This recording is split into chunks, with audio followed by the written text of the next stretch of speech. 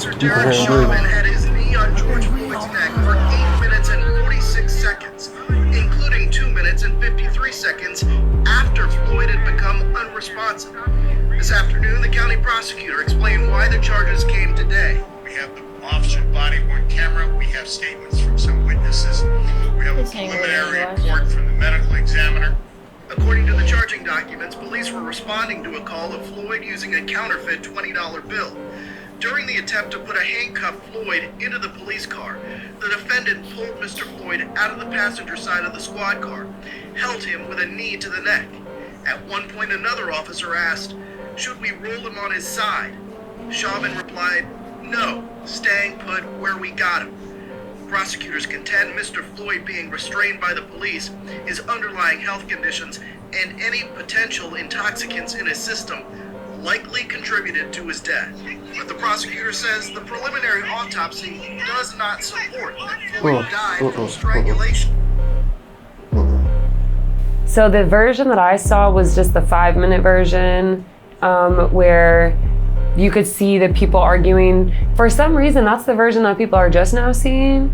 But I watched the version where they were arguing with the police officers the entire time, trying to get them off of him and off of his neck and stuff. But I watched that video and I thought it was just 5 minutes. I didn't know that it was 8 minutes and 49 seconds until I came to the protest. But I saw that video and was just, I couldn't believe it. And at the end, when they just were dragging him on the sidewalk, just pulled him over, careless, I felt like that was gonna be something. It was gonna be a big deal, but I didn't know it was gonna be this huge. When I found out there was a protest in Cincinnati, I felt like I have to be a part of that. So my initial thoughts when I see people talking about another Black person being slain, lynched, killed at the hands of police or at the hands of racist people who may not be police officers, I am disgusted, but I am not surprised.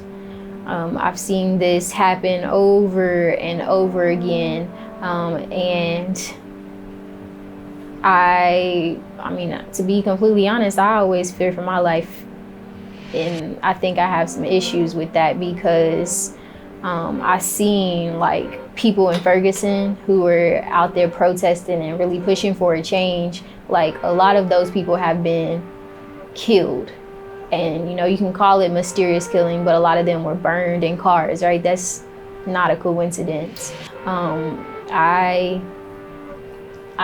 I'll tell you a reaction that happened after was Breonna Taylor was killed, and a couple weeks ago I was in Louisville visiting my family. It was great, and I stopped at the gas station because my lips was so chapped, and I had just left Kroger and forgot to get the chapstick.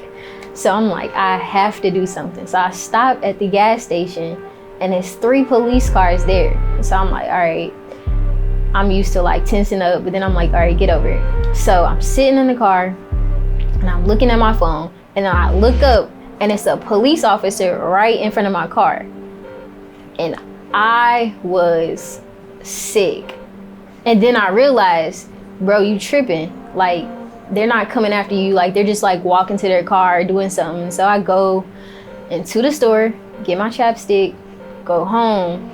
And the rest of my day, I was just kind of off. The dream I had was a direct result where people are chasing me. So I definitely feel like hearing about those things give me PTSD. That's why I don't watch those videos anymore, because it really affects me mentally. When I first heard about what happened, I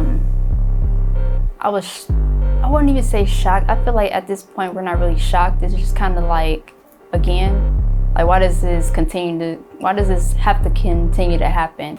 The George Floyd situation is, of course, a modern day lynching. So it's no different than any other police killings. But what's different is the timing of it. So right now, with COVID-19 and the whole coronavirus and the world being on quarantine, we've been kind of forced to engage actively in social media. So that means we kind of glued to our phones right now. And nobody can really ignore what's been happening. It's usually, where we have sports and we have all this entertainment, we have nightlife, we got all these different distractions to divert our attention away from the real serious issues. But now that the world's been kind of forced to sit down and pay attention, it's no looking away. It's kind of no excuse at this point. So that's kind of what was different, because normally when something like this happens, it may or may not get covered. But now that everybody's noticing, it actually says more about you if you hadn't seen it. Or at least if you haven't even spoken on it. My view on protesting before this one was more so a view of rioting, I guess. Being from the suburbs, you didn't really see people protesting out there for any type of reasons. So when I moved to the city 10 years ago, that's when I first started seeing people protest for different things downtown, but it was always really small protests, 10 people at the courthouse for whatever reason. But I always linked protests with kind of rioting, because that's what you just see in the media. And if you're from a white neighborhood and you don't see protests, that's kind of, I feel like you link the two, just like what's happening now. When Donald Trump came, I was out there with the sign that said "fuck Trump," and in the back said "use a bitch." So yeah, I'm usually kind of just out on the front lines whenever, I feel like something needs to be said. And not just protesting, I'm just, I like to involve myself in movements that are, resisting oppression. So when Sam DuBose was murdered, I tried to insert myself into the Irate Eights movement. I was down there speaking and, just giving my thoughts on the entire situation and, just being visible and letting people know it's okay to speak up. I haven't been downtown or anywhere for any protests yet. I want to, I'm going to. But I feel like I feel like I have a voice online, and I've said it online before. I've said it on Facebook before that's my voice. That's where I make myself heard, and that's not the same for everyone. That's just sort of something that I've found that I'm heard the most.